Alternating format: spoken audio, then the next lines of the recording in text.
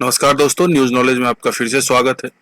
दोस्तों, al Qaeda in the Indian सब continent यानी कि AQIS की वापसी का मतलब भारत के लिए कितना खतरनाक हो सकता है। ये जो AQIS है यानी कि अलकायदा इन द इंडियन सब कॉन्टिनेंट, ये भारत के लिए कितना खतरनाक हो सकता है, आइए जानते हैं इस वीडियो में डिटेल से। दोस्तों, अलकायदा इन द इंडियन सब कॉन्टिनेंट की स्थापना 2014 में अलकायदा के तत्कालीन प्रमुख अयमान अल जवाहिरी के निर्देश पर हुई थी। प्रारंभ में इसका उद्देश्य अमेरिकी और पाकिस्तानी बलों को निशाना बनाना था, लेकिन 2019 में इसके नेता असीम उमर की मृत्यु के बाद संगठन ने भारत को अपना प्रमुख लक्ष्य बनाया और नवा गजवतुल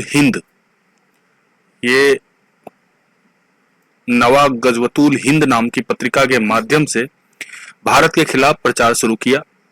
हाल ही में AQIS ने एक बयान जारी कर सभी मुसलमानों से भारत में भगवा शासन के खिलाफ जिहाद छेड़ने का आह्वान किया है। यह बयान ऐसे समय में आया है जब भारत और पाकिस्तान के बीच तनाव चरम पर है। तो ये AQIS संस्था जो है, इसने अभी अपने नवा गजवतुल हिंद नामक पत्रिका के माध्यम से सभी मुसलमानों को भगवा शासन के खिलाफ जिहाद छेड़ने का आह्वान किया है। दोस्तों, पाकिस्तान की खुफिया एजेंसियों और आतंकवादी संगठनों के बीच संबंध कोई नई बात नहीं है। 2024 में संयुक्त राष्ट्र की एक रिपोर्ट के में तहरीके तालिबान पाकिस्तान यानी कि TTP और IQIS के बीच घनिष्ठ संबंधों का उल्लेख किया गया था। रिपोर्ट में यह भी कहा गया था कि अफगान तालिबान इन समूहों को समर्थन प्रदान करता है। पाकिस्तान अक्सर आतंकवादी समूहों का उपयोग अपने रणनीति उद्देश्यों को पूरा करने के लिए करता रहा है।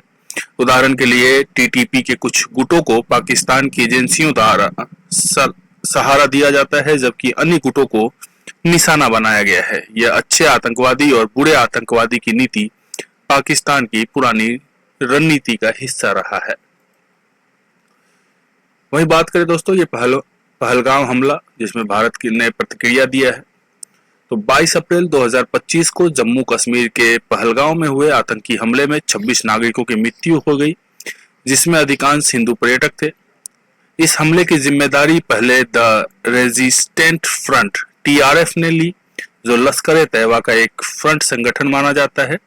हालांकि बाद में TRF ने यह दावा वापस ले लिया।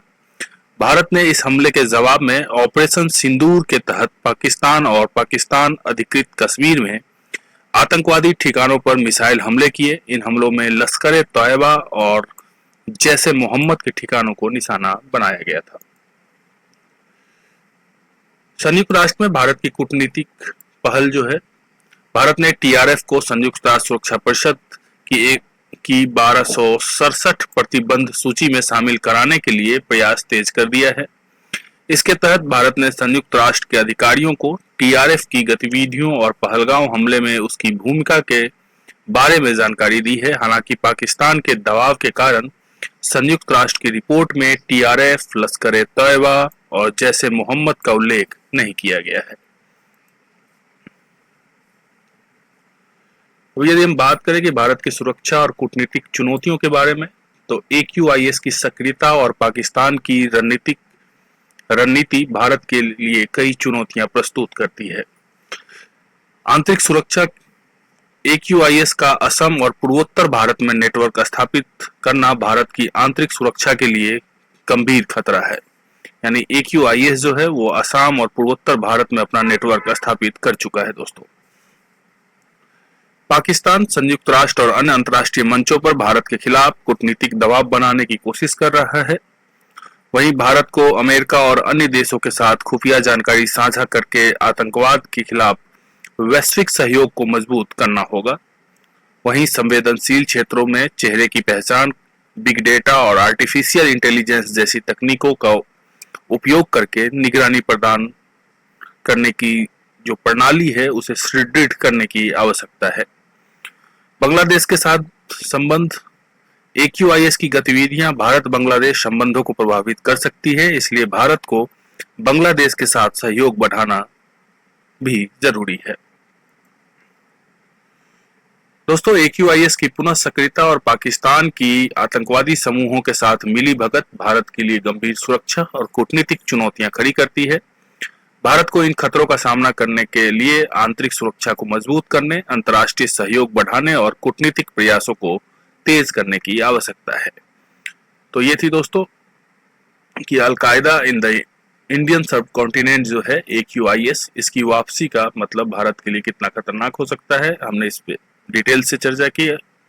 उम्मीद है कि आपको वीडियो पसंद आया हो। तो वीडियो यदि पसंद आया तो कृपया लाइक और सब्सक्राइब जरूर करें, साथ ही अपने दोस्तों के साथ भी शेयर करें। मिलते किसी अगले वीडियो में, तब तक के लिए नमस्कार।